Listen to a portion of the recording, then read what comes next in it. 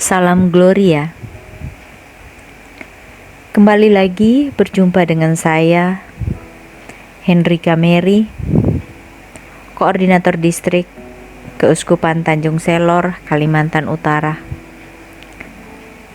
Dalam renungan dan sharing singkat Senyum Pagi THS THM edisi 25 November 2020. Senyum pagi membawa sukacita di kedalaman hati. Pada pagi ini, saya akan membawakan renungan dan sharing singkat dengan tema pentingnya sebuah prinsip, sikap tegas dan keberanian sebagai pengikut Kristus.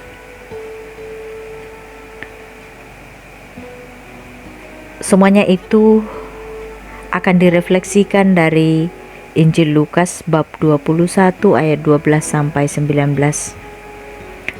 Mari kita mempersiapkan hati kita untuk mendengarkan Injil Tuhan. Dalam nama Bapa dan Putra dan Roh Kudus. Amin. Tuhan beserta kita sekarang dan selama-lamanya. Inilah Injil Yesus Kristus karangan Santo Lukas. Muliakanlah Tuhan. Bab 21 ayat 12 sampai 19.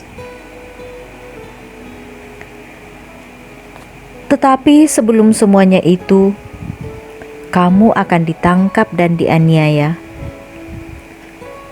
Kamu akan diserahkan ke rumah-rumah ibadah dan penjara-penjara, dan kamu akan dihadapkan kepada raja-raja dan penguasa-penguasa oleh karena namaku.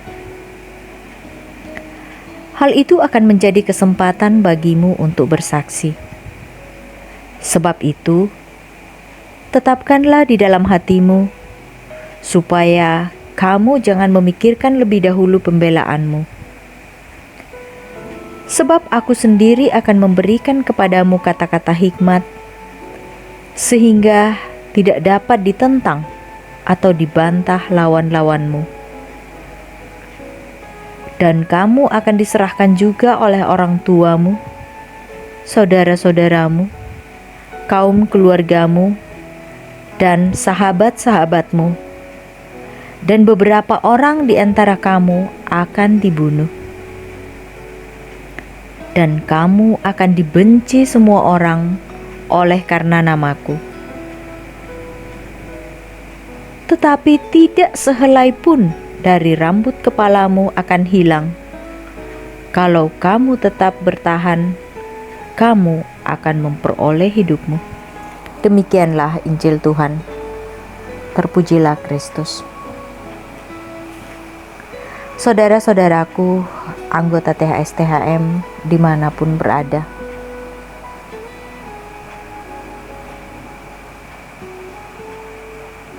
tetapi tidak sehelai pun dari rambut kepalamu akan hilang. Kalau kamu tetap bertahan, kamu akan memperoleh hidupmu. Saya cukup terkejut ketika membaca bagian untuk permenungan yang diberikan kepada distrik Tanjung Selor.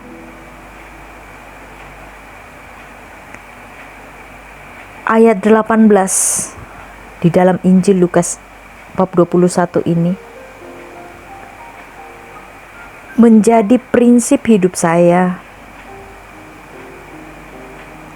sejak saya bergabung di THS THM sampai sekarang ini. Saya cukup kaget ketika melihat bacaan ini, karena ini sangat relevan dengan apa yang saya alami dalam perjalanan hidup dan karir saya.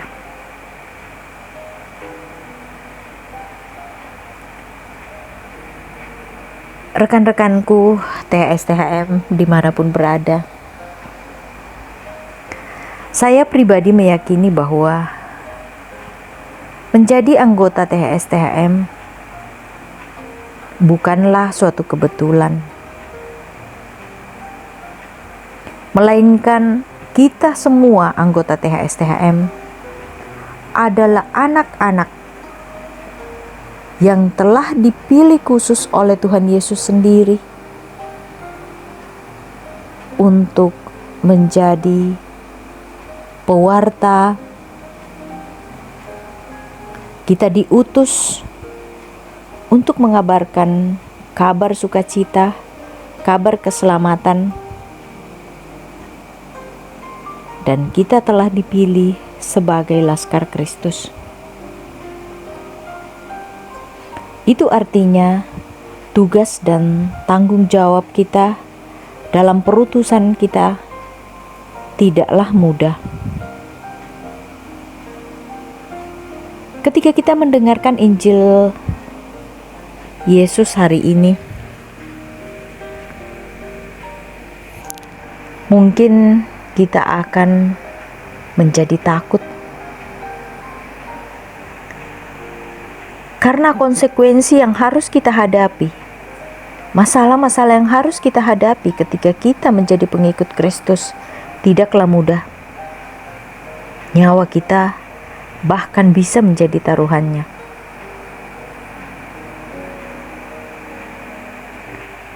Apa yang disampaikan oleh Yesus tadi ini sudah banyak terjadi. Bahkan kemarin saya melihat di berita ada seorang pastor yang tidak bersalah dipenjara dan disiksa.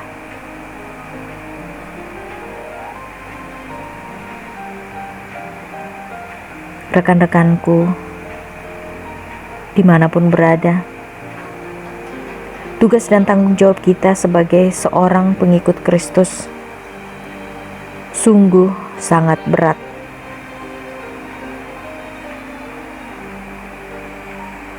Kita diutus dalam setiap langkah laku kita, kita diutus. Entah profesi kita sebagai apa, apakah itu sebagai karyawan, mahasiswa, pelajar, kita harus tetap menyadari bahwa kemanapun kita pergi, kita membawa tugas dan tanggung jawab, tugas perutusan dari Yesus di pundak kita.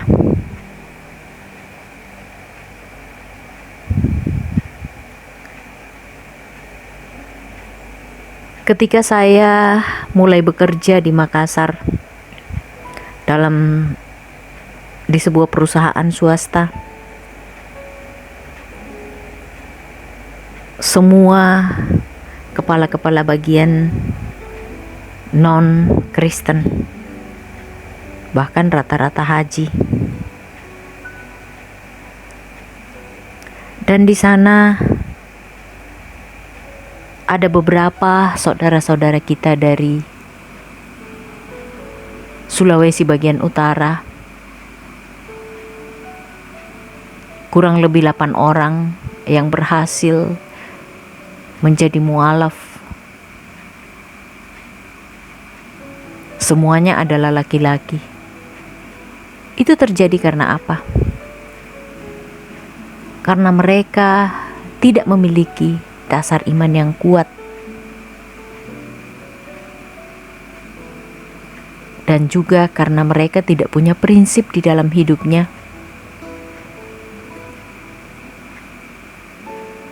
Karena ada beberapa serangan-serangan yang dilontarkan kepada kita umat Kristiani. Itulah pentingnya kita harus bisa sering-sering membaca kitab suci supaya kita tahu kebenaran firman Tuhan, supaya kita tahu jalan keselamatan. Saya pun pada saat itu diajak untuk meninggalkan keyakinan saya dengan alasan